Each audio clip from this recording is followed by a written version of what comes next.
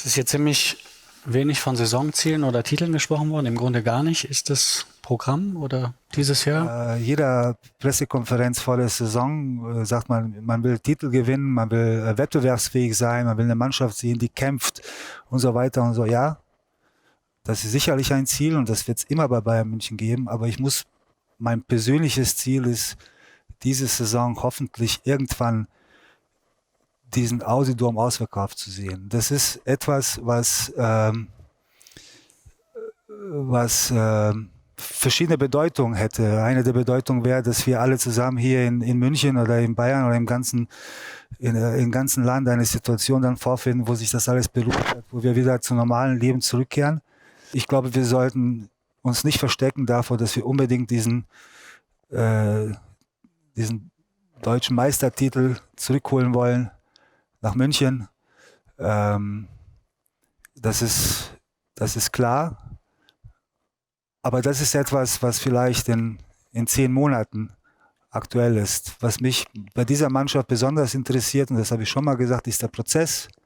Wir haben eine junge Mannschaft, die sich sicherlich entwickeln wird, wenn wir gesund bleiben. Dieser Prozess von heute bis März oder April, das ist ein sehr sensibler Prozess, wenn es dann wirklich in den Playoffs um die Wurst geht. Das ist etwas, was mich interessiert und worauf wir uns wirklich konzentrieren sollten. Wie Andrea gesagt hat, es wird sicherlich hier und da ein Stolperer geben. Es wird ein Spiel oder das andere Spiel verloren gehen, wo viele gedacht haben, das müsste eigentlich ein sicherer Sieg sein.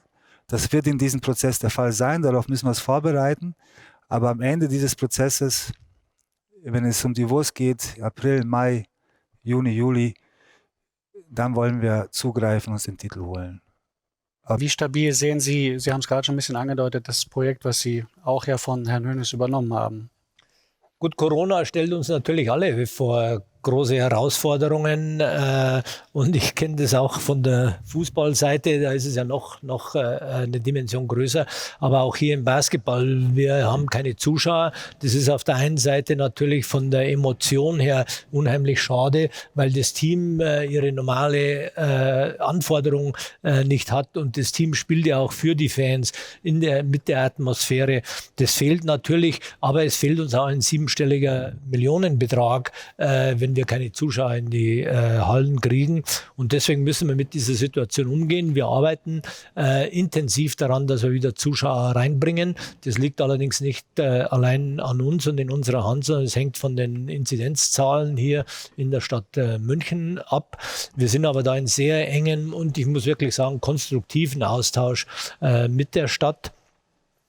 Aber auch diese Zeit werden wir überstehen. Der FC Bayern Basketball ist unheimlich gut aufgestellt, sowohl organisatorisch wie auch von den finanziellen Mitteln. Und deswegen ist mir da auch nicht bange. Natürlich werden wir den einen oder anderen Abstrich machen müssen. Das ist halt so. Aber ich bin zuversichtlich, dass wir durch die Corona-Zeit gut kommen. Und deswegen geben wir unsere Ziele nicht auf. Ich nenne mal so ein Beispiel. Wenn ich von München nach Nürnberg mit dem Auto fahre und es ist in Ingolstadt ein Stau, dann kehre ich ja nicht um und fahre wieder zurück, sondern dann fahre ich von der Autobahn runter, nehme ein paar Nebenstraßen, aber ich fahre nach Nürnberg und ich komme auch in Nürnberg an. Und ähnlich ist es mit unserem Ziel beim Basketball. So what did you found here in this club? It's now 5-6 weeks you're here. I found very, very inspiring our visit to the Allianz Arena and the FC Bayern Museum. I really felt something. It was a great experience, and I believe it helped me and the players to understand something. And I want to go in the footprints of FC Bayern. We are part of the same family, and if we are able to take some of their DNA and inject it in the basketball section, we're going to be good. So whatever I did before going to the Allianz Arena was in a previous life. Then I get there, I walk on the pitch in the museum, and I believe that was a good switch for us. So I want to start from that. And every day we can do something better, stronger, harder, smarter to get where we want to go. Eine Frage an Herrn Hainer. Sie haben ja gerade erzählt, Sie haben damals mit Adidas, als Sie in Bamberg waren, Herrn Trinchieri dann zum ersten Mal kennengelernt. Wissen Sie noch, wie das da war? Kannten Sie ihn davor schon? Hat er Sie überrascht? Was wissen Sie noch? Nein, ich kannte ihn davor nicht und ich habe ihn auch da nicht persönlich kennengelernt. Nur ich habe zugeguckt bei ein paar Spielen in Bamberg und habe ihn an der Auslinie gesehen. Und wenn ich das so sagen darf, er ist wie ein Derwisch an der Auslinie gestanden und hat die Mannschaft angeführt, hat sie gecoacht. Ich glaube, geschwitzt, es war in den Playoffs, geschwitzt hat er. Aber das hat mir gefallen, weil da kam diese Leidenschaft aus jeder Pore raus. Und ich glaube, wenn du Menschen begeistern kannst, ist ganz egal, ob das im Beruf ist oder im Sport, dann sind die Menschen bereit und in der Lage, noch mehr zu geben. Und ich glaube, da ist er unheimlich erfolgreich drin, das Beste aus den Spielern rauszuholen, durch diese Leidenschaft, die er auch vorlebt. Marko, du hast gesagt, ihr wollt den Titel zurückholen, aber wie sieht es mit der Euroleague aus? Was sind da eure Ziele jetzt mit der jungen Mannschaft?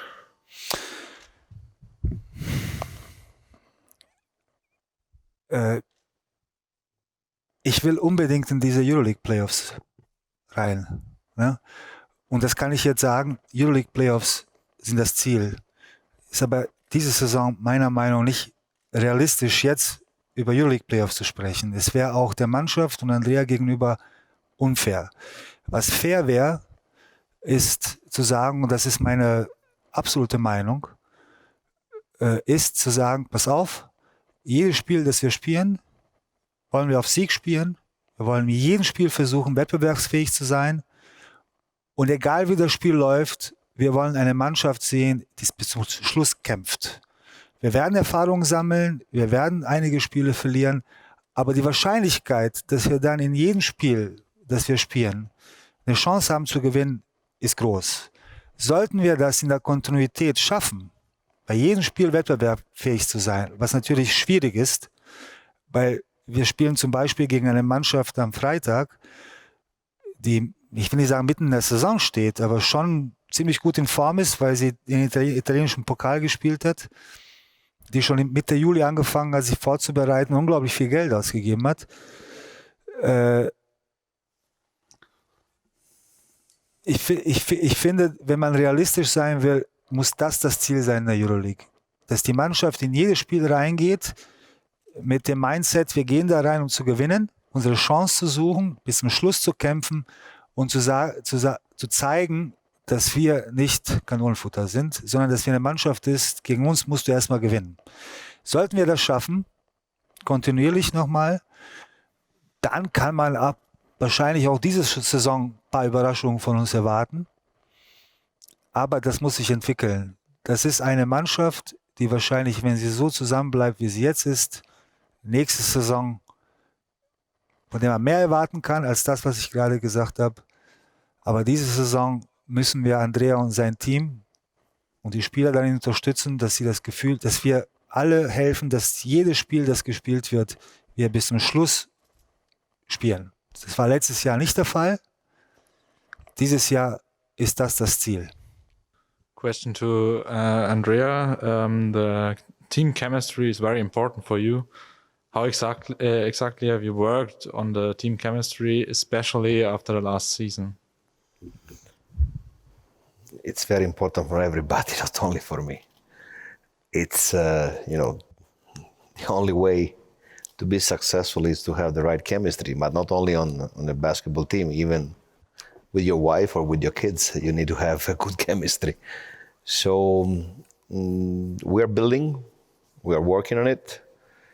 The last 10 days we made a couple of good steps. At the beginning was a little bit bumpy. We had ups and downs, and because, you know, to have the right chemistry, I use a typical expression that I learned in Belgrade. You have to know who's drinking and who's paying. If everybody wants to drink and nobody wants to pay, we have a problem with chemistry. And to be successful is not even enough to accept your role. You have to embrace your role. You have to be a star in your role. And if your role is to be on time with the water, you have to be the MVP of being on time with the water. This is how you build winning organizations. So, you know, I always tell to my players, if they know what is a role in a team, and in 25 years of career, many times the answer was, yes, my role is what I have to do. No. Your role is what the other expect you to do. It's totally different. Because if I think that I have to shoot the ball 50 times to be successful, and maybe I'm the worst shooter, Houston, we have a problem, a big problem. So chemistry is something that you can buy, you have to work on it, and you need fully committed with no compromise players. FC Bayern Munich is a very big sports brand, maybe the biggest sports brand at the moment in Europe. And it's always known to target the best, to be the best, to the highest points, and makes big investments for great success. But compared to football, in basketball, there's a more conservative plan in terms of budget and the goals compared to some of the other biggest European sports clubs. What are the reasons for that? And in the medium term, are you planning to increase the budget investments for Bayern? If not, why? So first and foremost, the FC Bayern as a club, and this is mainly football, of course, has always had the philosophy that we do not spend more money than what we earn. So you know that we are one of the rare European football clubs who own the stadium, who don't have any debt on the bank side, and still winning titles, as you have seen just a few weeks ago when we won the Champions League, the German Championship, the Cup and the Super Cup 2 weeks ago. In the same philosophy we have with basketball. So this basketball budget which we have, this is all coming in from earnings, from ticketing, from sponsors, from merchandising. And the further we go, the more possibilities we have. Because, as I said before, in 2 years we will have the SAP Garden, which is most probably the newest stadium or the newest basketball hall in Europe or in the world, with 12,000 people, which we bring in. This, of course, gives us new opportunities to create more revenue, and then we can invest more in the team, in the infrastructure, coaches, etc. And this is how we take it step by step. And when you look back the last 10 years, I think we have come quite a long way. We have now won, I think, 3 times the German championship in the last 10 years. And last season was not good, quite clear, but we're definitely making progress every year. But always having the right balance between the ambition which we have on the sports side, but on the other hand, the economical solidity which we need that we can further prosper and grow. Nihad, wir gehen jetzt hier in die Halle ins 10. Jahr. Du bist oder gehst ins 8. Jahr. Wenn du jetzt mal so vergleichst, wie ist Stand der Dinge nach 6 Wochen Saisonvorbereitung? Wie stehen wir da? Was hast du für ein Gefühl? Also erstmal Servus an alle. Danke, dass ihr gekommen seid in so großer Nummer. Ja, für mich 8. Saison, 10. Saison in Audi Dome. Also Stand der Dinge jetzt nach der Vorbereitung. Ich kann sagen, dass wir zufrieden sein können. Eine neue Gruppe mit neuen Trainer, neue Vision und ich glaube, dass wir schon gut gearbeitet haben. Wir brauchen sicherlich Zeit, dass wir in das neue System von den Coaching-Staff reinkommen. Es war für einige Spieler etwas Neues. Für uns erfahrene Spieler war es etwas, das wir schon irgendwann gemacht haben, aber wir mussten uns erinnern.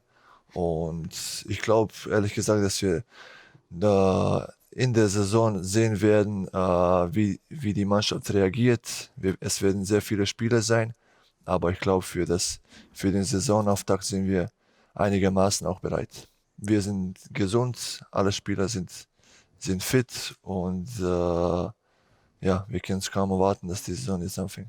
So, can you share your emotions to be the FC Bayern basketball captain after many years playing for this club? Yes, it's a really pleasure for me and honor to be in this position where I can be captain of this team.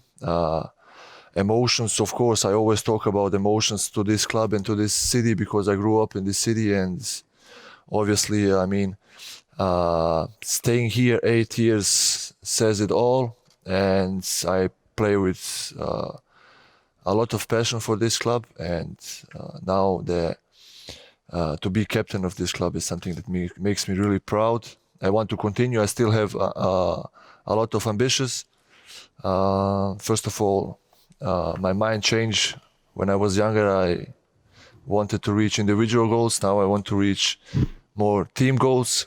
At the end of the day, when the career is over, that is what is more important. And for me, is the most important right now that the team is doing well, that we have good seasons, and I will give everything what I have always on the court and show that I play with heart and 100% of my energy for this club.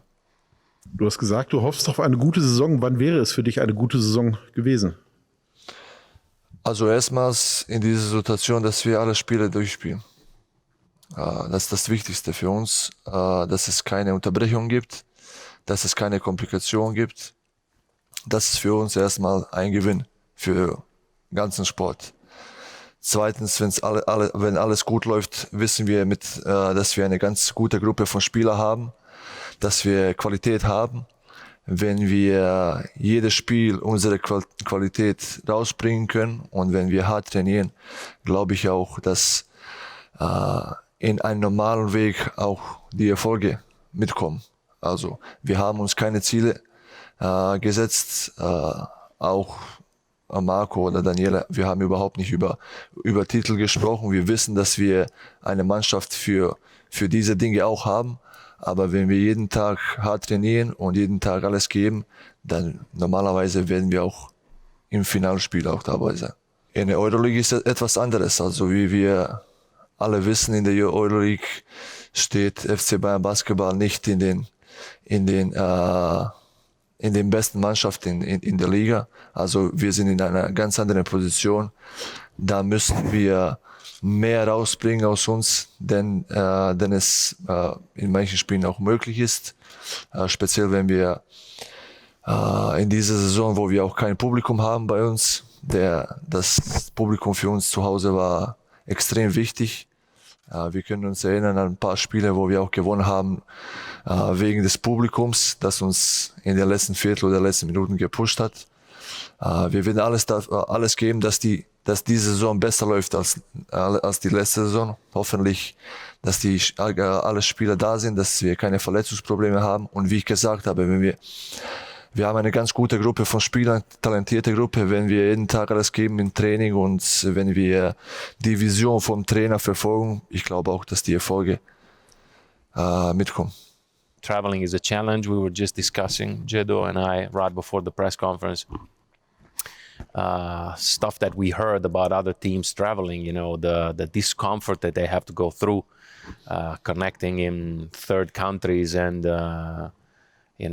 entering countries that are high-risk zones or high-risk areas might force people to waste one entire day traveling. Then there's the testing and coming back to the country, then you have to test in order to to be allowed to re-enter, and then you have to test to prepare the BBL game or the Pokal game or whatever. It's there's a lot on our plate. I think that what has happened since March, from March to June, has at least shifted our mindset a little bit, and we're kind of more ready to go through whatever it takes. It will be awkward at times, it will be weird, but I think that we are, as human beings, prepared, and definitely as an organization ready to face whatever the situation is going to bring up. Daniele mentioned traveling as challenging this season. Might that be an advantage for you that you have the first 2 games inside of Germany, a home game against Milano and then a road game in Berlin, but still inside of Germany? Yes, but after that we might go and have 5 games in a row, 5 away games in a row. So I don't think right now it's any advantage for us. Anyway, we will play the games right now without fans. Some teams in Europe will have allowance of some amount of the fans, but it will be a challenge for sure. We will try to don't think about the things around the court, and right now the club and people around us helping us to stay focused only on the practices and the games. But we understand how difficult situation is and how challenge this season will be for every team in this league, in sport in general. There's a new coach in town. What's special about him? Can you maybe share a moment in practice or in the locker room or someone what describes him as a person, as the coach he is? Wie ich früher gesagt habe, also glaube ich in der ersten Antwort, für manchen Spieler ist das etwas Neues, für mich und Vladimir ist das etwas, das wir schon gemacht haben. Also er ist ein Trainer, der sehr detailliert ist. Er gibt hier in jeder Situation eine Möglichkeit, das Beste daraus zu machen. Und es liegt auch an den Spielern, welche Option er nimmt. Also er ist ein Trainer, der Basketball sehr gut versteht, der die Spieler sehr gut versteht, und er kann jeden einzigen Spieler in seine beste Position in den Spiel bringen. Also ich glaube persönlich, dass wir Erfolg werden haben mit ihm, weil er weiß, wie man Titel gewinnt und wie die Spieler besser werden, weil es gibt sehr viele Spieler, der unter seinem Kommando nach ihm sehr gute Saisons hatten, sehr gute Verträge, auch NBA-Spieler hat er produziert, und man muss nur an ihn glauben, an sein System. Es ist nicht einfach. Wenn es einfach wäre, würde jeder das können. I can only repeat what Nihad said. Even I didn't understand.